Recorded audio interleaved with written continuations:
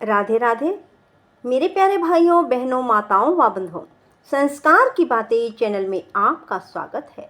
बंधुओं, आज मैं आपको श्रवण करवाने जा रही हूँ श्रावण मास के शुक्ल पक्ष की पुत्रदा एकादशी के दिन पुत्रदा एकादशी व्रत कथा, पूरन पूजा विधि और पुत्रदा एकादशी व्रत करने से मनुष्य को किस चीज की प्राप्ति होती है। बंधुओं, वैसे तो आप सभी को ज्ञात होगा, पुत्रदा अर्थात पुत्र प्रदान करने वाली एकादशी।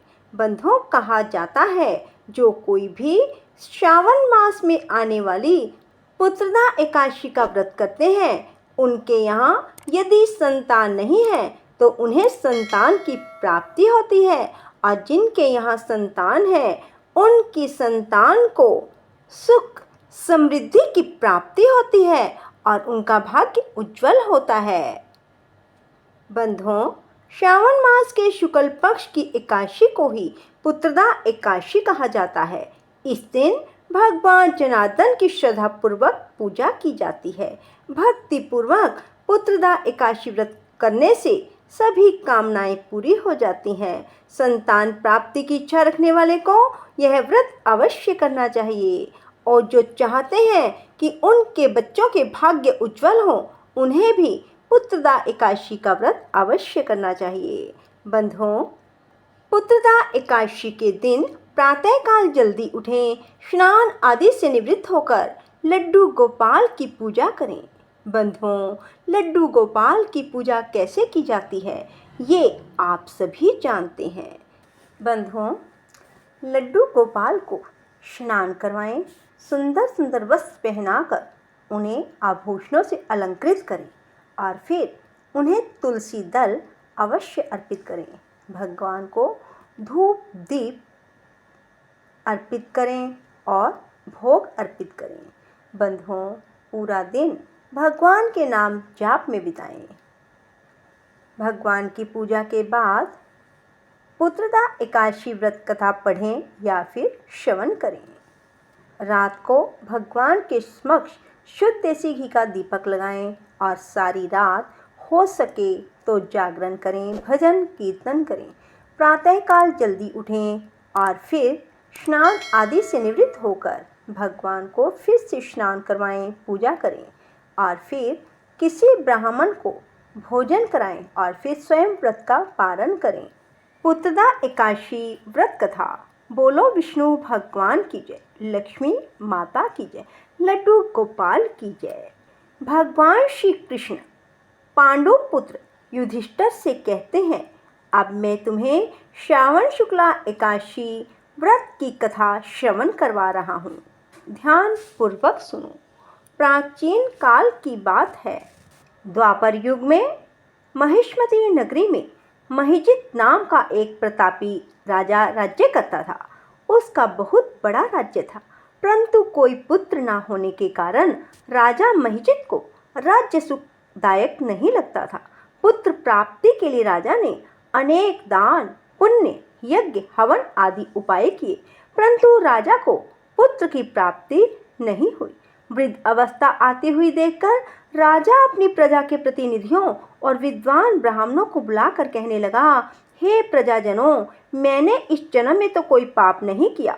मेरे खजाने में अन्याय से उपार्जन किया हुआ धन नहीं है और ना ही मैंने कभी देव मंदिरों, सदगृहस्थों और ब्राह्मणों का धन छीना है। किसी दूसरे की धरोहर भी मैंने कभी नहीं ली और ना ही प्रजा पर अन्यायपूर्ण कोई कर लगाया है। मैं प्रजा का पुत्र के समान पालन करता हूँ और ब्राह्मणों और सन्यासियों को भरपूर दान देता हूँ। यद्यपि न्याय की रक्षा के लिए मैं अपराधियों को दंड देता हूँ, परंतु कभी किसी से घृणा नहीं की। सबको समान माना है, सज्जनों की सदा पूजा करता रहा हूँ। इस प्रकार धर्मयुक्त राज्य करते हुए भी मेरे पुत्र नहीं है। इस कारण मैं अत्यंत दुख पा रहा हूँ। इसका क्या कारण है? राजा महिजित की इस समस्या के निवारण हेतु प्रजा के प्रतिनिधि और मंत्रीगण वन में जाकर बड़े बड़े ऋषियों और मुनियों के दर्शन करते हुए किसी विद्वान तपस्वी की तलाश में लग गए। एक आश्रम में उन्होंने एक अत्यंत वयोवृद्ध, धर्म के ज्ञाता, बड़े तपस्वी, परमात्मा में मन लगाए हुए, निराहार, जितेंद्रिय, जित आत्मा, जित क्रोध, सनातन धर्म के गूढ़ तत्वों को जानने वाले, समस्त शास्त्रों के ज्ञाता महात्मा लोमश मुनि को देखा।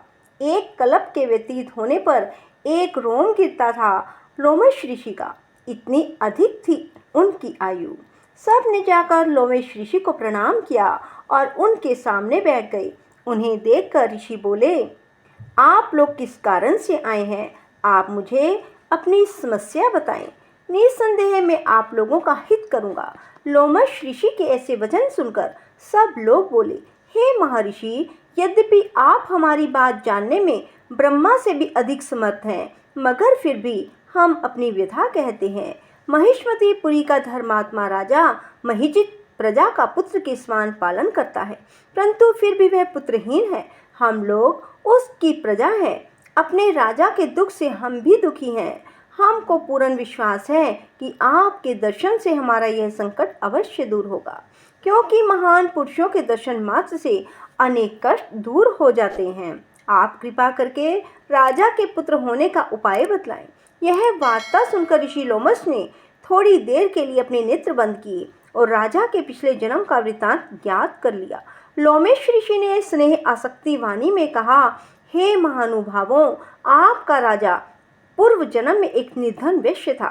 निर्धन होने के कारण इसने अनेक बुरे कर्म किए। वह एक गांव से दूसरे गांव व्यापार करने के लिए जाया करता था। एक समय ज्येष्ठ मास के शुक्ल पक्ष की द्वादशी के दिन मध्याह्न काल के समय, जबकि वह 2 दिन का भूखा प्यासा था, एक जलाशय पर जल पीने गया। उस स्थान पर एक तत्काल प्याही गऊ जल पी रही थी। राजा ने उस प्यासी गऊ को जल पीने से हटा दिया और स्वयं जल पीने लगा। इसी पाप के कारण राजा को निपुत्री होने का दुख सहना पड़ा। एकादशी के दिन भूखा रहने से वह राजा बना और प्यासी गऊ को जल पीते से हटाने के कारण पुत्रहीनता का दुख भोगना पड़ा। सब लोगों ने कहा, हे मुनिश्रेष्ठ, राजा के इस पाप के निवारण का कोई तो उपाय होगा। अतः राजा का यह पाप नष्ट हो, आप ऐसा कोई उपाय बताने की कृपा करें। लोमश मुनि ने उत्तर दिया, श्रावण मास के शुक्ल पक्ष की एकादशी को पुत्रदा एकादशी का व्रत और रात्रि जागरण करें तो पूर्व जन्म का पाप नष्ट होकर राजा को अवश्य ही पुत्र की प्राप्ति होगी। लोमश ऋषि से उपाय जानने के बाद सभी व्यक्ति नगर को वापस लौट आए। जब श्रावण शुक्ला एकादशी आई तो सब ने मिलकर ऋषि की आज्ञा अनुसार राजा सहित पुत्रदा एकादशी का व्रत और जागरण किया। इसके बाद द्वादशी के दिन उनके पुण्य का फल राजा को दिया गया। उस पुण्य के प्रभाव से रानी ने गर्भ धारण किया और प्रसव काल समाप्त होने पर उसके एक बड़ा तेजस्वी पुत्र उत्पन्न हुआ। अंत में भगवान श्री कृष्ण ने कहा, हे राजन, इस श्रावण शुक्ला एकादशी का नाम पुत्रदा एकादशी है। अतः संतान के सुख की इच्छा रखने वाले इस व्रत को अवश्य करें। इसके महात्म को सुनने से मनुष्य सब पापों से मुक्त हो जाते हैं और इस लोक में संतान सुख भोगकर परलोक में स्वर्ग को प्राप्त होते हैं। बोलो विष्णु भगवान की जय, लक्ष्मी माता की जय। बंधुओं, एकादशी के दिन कुछ नियमों का पालन करना अवश्य माना जाता है। कहा जाता है, एकादशी के दिन भूल कर भी बाल आदि ना कटवाएं, ना ही नाखून काटें, ना ही शेव आदि करें। बंधुओं, एकादशी के दिन चावलों का सेवन ना करें। एकादशी के दिन मांसाहार का सेवन भी भूलकर ना करें। किसी का दिल ना दुखाएं, जीव हत्या ना करें। बंधुओं, एकादशी के दिन फलाहारी रहें। कुट्टू के आटे का सेवन कर सकते हैं। अनाज अर्थात गेहूं का प्रयोग ना करें। बंधुओं, यदि आपको हमारी वीडियो पसंद आए तो इसे लाइक करें और कमेंट बॉक्स में राधे राधे लिखना ना भूलें। राधे राधे, जय श्री कृष्णा, धन्यवाद।